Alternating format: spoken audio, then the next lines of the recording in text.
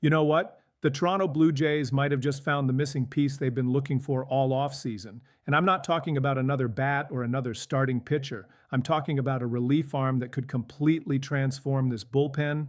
And the best part? They can get him without breaking the bank. Stay with me here because this could be the move that puts them over the top. So Thomas Hall over at Blue Jays Nation just dropped a report that has me absolutely fired up. He's urging the front office to go after Brian Abreu from the Houston Astros. Now, before you roll your eyes and think this is just another random trade proposal, hear me out. This actually makes perfect sense, and I'm going to explain exactly why this could be a steal for Toronto. First off, let's talk about who Brian Abreu is. This guy is 28 years old, entering his final year of arbitration, making about $5 to $6 million. He's coming off an absolutely monster season where he posted a 2.28 ERA across 70-plus appearances for the Astros. But here's the thing that really stands out to me. His peripherals are absolutely elite. We're talking 97th percentile fastball velocity, averaging 97 miles per hour on his heater. His whiff rate is through the roof. His strikeout numbers are fantastic, and his FIP sits at 2.39. This isn't some guy who got lucky last year. The advanced metrics back up everything he did. Now, why do the Blue Jays need him? Let me paint you a picture of their current bullpen situation. Yes, they brought in Tyler Rogers, which was a solid addition. Jeff Hoffman is still there. Jimmy Garcia is coming back healthy, and that's all great. But here's the problem. None of these guys are high-octane strikeout pitchers except for Garcia. Rogers is a ground ball specialist. Fantastic at what he does, but he's not blowing 97 past hitters. Hoffman had a rough year last year, and while I think he can bounce back, you can't bank on that. The Blue Jays lost Yimi Garcia to free agency, they lost some of their high-leverage arms, and they desperately need someone who can come in and miss bats in crucial situations. That's where Abreu comes in. This dude can strike people out. He can pitch multiple innings if needed.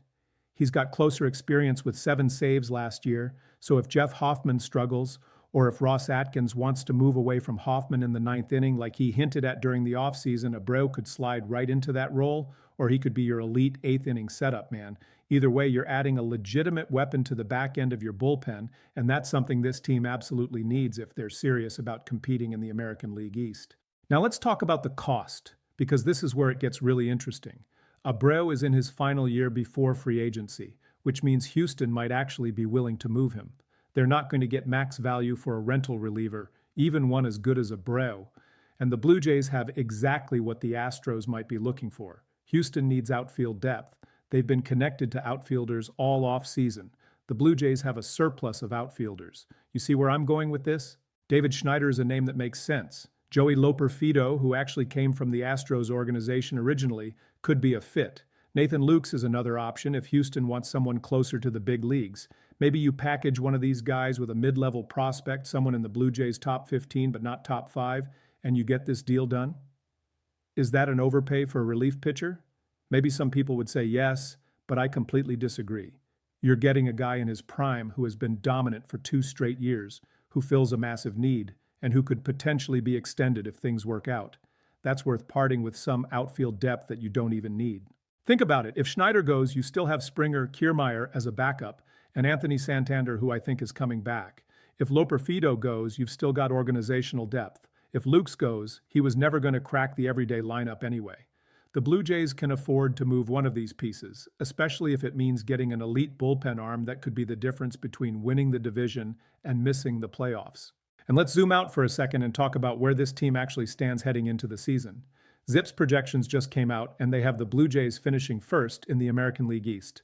Now, projections are just projections, I get that, but the reasoning makes sense. They're banking on bounce-back years from Springer and potential breakouts from guys like Addison Barger. They're accounting for a full season of Cade Povich and the additions they've made. But what really stands out to me is how much better this rotation is compared to last year. For most of last year, the Blue Jays didn't have Shane Bieber. They didn't have Trey Savage. They were running out guys who had no business being in a major league rotation because of injuries and underperformance. Now you've got Bieber healthy, Savage locked in, Berrios looking to bounce back, and depth pieces that can actually eat innings. That's a massive upgrade just on the pitching side alone. Add in Roki Sasaki potentially, add in the offensive additions like Okamoto who can hit bombs from both sides of the plate, and suddenly this team looks really, really dangerous. But here's the thing. None of that matters if the bullpen implodes in September and October. We've seen it happen before. Great teams with great rotations who lose games because they can't protect leads late. That's why getting Brian Abreu is so critical. You need multiple guys you can trust in high-leverage spots, and right now, the Blue Jays don't have enough of those. Abreu gives you that. He gives you another arm who can come in the 7th, 8th, or 9th and shut the door. There's also been some chatter about Jose Berrios potentially moving to a long relief role at some point, especially in the playoffs. If that happens, you're looking at a bullpen with Hoffman, Abreu, Garcia, Rogers, Berrios in long relief, and guys like Luis Frias filling in the middle innings. That's a legitimate World Series caliber bullpen if everyone performs to their capability. And the best part? You didn't have to gut your farm system or your major league roster to build it. You just made smart, calculated moves. I know some people are going to say relief pitchers are volatile, and they're right.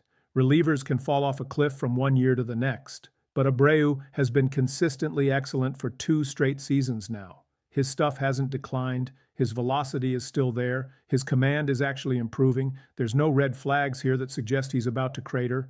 Obviously, nothing is guaranteed, but if you're looking at the risk-reward, this is a slam dunk move in my opinion. And let's be real for a second. The Blue Jays offseason hasn't been perfect. They missed out on Kyle Tucker. They didn't land Roki Sasaki, at least not yet. They didn't make the massive splash that some fans were hoping for. But what they have done is make a bunch of solid, smart moves that have quietly improved this roster across the board. Adding Abreu would be another one of those moves. It's not going to make headlines like signing Juan Soto would, but it's the kind of move that wins you games in September when every single one matters. So, yeah, I'm all in on this. Go get Brian Abreu, Toronto. Give up Schneider. Give up Loperfido. Give up whoever you need to as long as it's not one of your core guys or top prospects. This is the exact type of trade that championship teams make. They identify a need, they find the right guy to fill it, and they pull the trigger without overthinking it. The bullpen is the last major question mark for this roster, and Abreu is the answer. Make it happen, Ross Atkins. Let's go win a World Series.